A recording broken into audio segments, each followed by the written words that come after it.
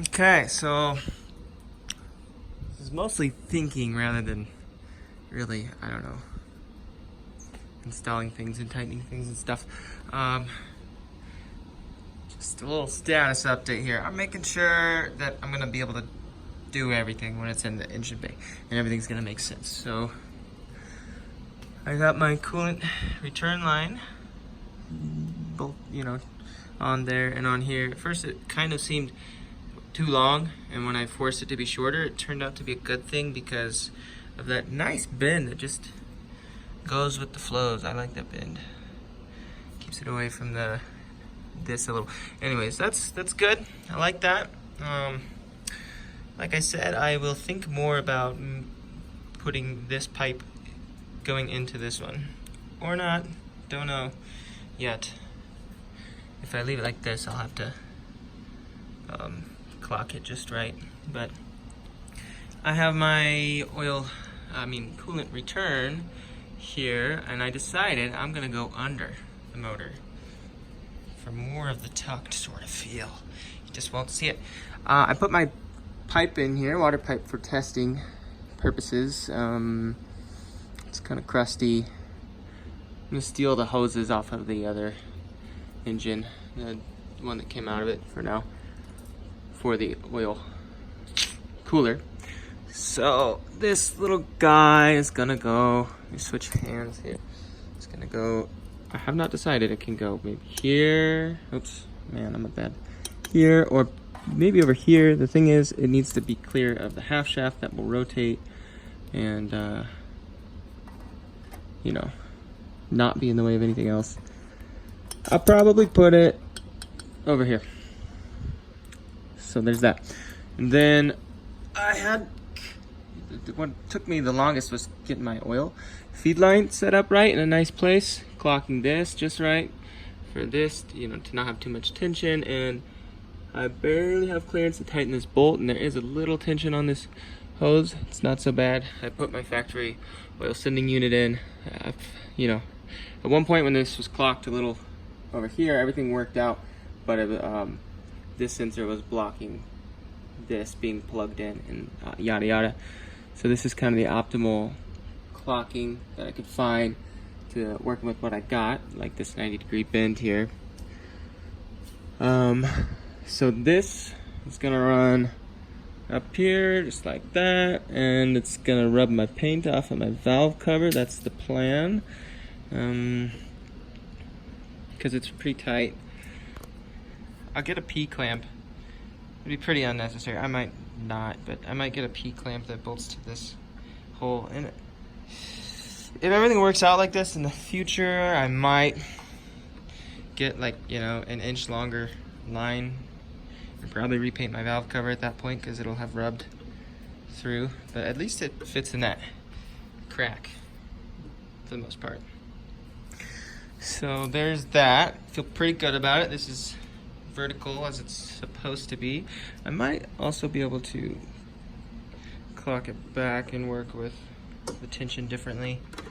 I guess I'll read on how important it is, or how many degrees can it not be vertical. They're supposed to be right up and down, I guess, for the oil to go in. Also, I'm not exactly sure this is the restrictor. I have to check out the kit and the emails and stuff from the company I bought this turbo kit from. It's just a small hole in this restrictor. Like, that seems kind of crazy that so little oil really goes through there. And just to add more words to all this, this wastegate. Oh, by the way, I opened this up to see. I know it comes loaded 14 bar or 14 psi. They said 1 bar spring wise. So I opened it up, and there's 2 springs that make up the 14 psi, and one of them is red, which is like 5.8 psi, and I want the lowest pressure spring I can get because I'm going to be using the 4-port Mac valve boost control solenoid, and for all those reasons I will not explain because I don't know how stuff. So anyways, I took out 1 spring, and now there's only 1 spring in there. And also I can clock this however I want in the future when I go to put my lines on. which I will. What I'm getting at, what I was originally saying, is I have water ports here, which will, you know, improve the lifespan of this thing. It's not necessary to use exactly. So, if I'm gonna run water ports there, I better start thinking now how I'll do such a thing. You know, I don't exactly know. I'd probably have to change this whole hose, like T here and then to there. This is much smaller. H2O. Yeah, this one says air. So I might just do that if I'm patient enough. T to there, and then I don't know. It's gonna be kind of. I'll definitely have to think about it to get this rigged up nicely, clean, functional. Maybe I won't. Maybe I will. It's hard for me not to since I have the option. So there's that, and I got these. These are my hoses to my catch can. They're on here just for mock-up purposes. Here's my idler control valve hose. Works out nicely. The other hose on the idler control valve, a pipe port, normally would run to here, and then from here it would run to my brain doesn't work right now. Let's see.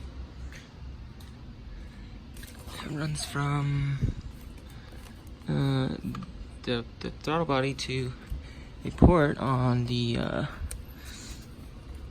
intake manifold right there, which I don't think I have.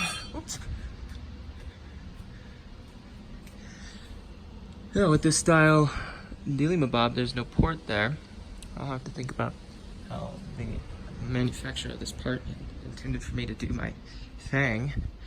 I also have this. Okay. So I'll think about the flowage and what stuff, but you know, this goes on the side of the head, and the water line possibly, you know, could come from there to here. But another thing is, I don't know, I'm gonna research and see, do I really need to put this coolant line to my throttle body? How much, because a lot of throttle bodies don't even come with these coolant lines, and I hate that they're kind of clocked 90 degrees from stock. See, this one points straight up, and my original one is it's turned like this. So these lines are hidden, and in this way, they're gonna be right up in your face. I don't like that, and I won't really like just blocking it off either because it looks bad. So I don't know. You'll come to know what I'm gonna do there. Also, I found this port here. That is not a port, and I'm thinking that there's probably a water pathway to this point because it's on other engines. There is a hose bar here, and I might be able to drill and tap that for my coolant temp, but I'm not sure it'll be optimal because it's kind of a dead-end pathway. I'd rather have the sensor in the flow a little bit, but I'll see about that. That could be an option, but then as far as cleanliness, you know, it doesn't really matter that whole much, but if you look over here, you might see an extra sensor with some wires poking out there, looking straight up, and I'm trying to avoid that. So, let me show you some other stuff. I have as many sensors, sending units, aftermarket ones on that I can get on for now because I don't have my coolant temp, you know. So, all of these, like here's my oil, here's my boost, my oil pressure, my air fuel gauge. I'm thinking I might just, you know, it's gonna hurt a little bit to undo the beauty of these harnesses, but I might undo them all, put them all into one loom, figure out how I'm gonna try to tie them up somewhere so that they're not just, you know, slacky. So they're predictable where they're at. So I'll probably take all this loom off, put these all together to the right point, have them splitting out, beautiful and stuff. Try to secure this somewhere. Maybe I can secure it on the subframe, in which case I'd have to build this harness when it's in the car to really know about the lengths. It's not too bad, but I really like how all these are just back here. That's great. And there's only going to be just one more wire coming into all of this, and like I said, all of these are going to run. They're going to run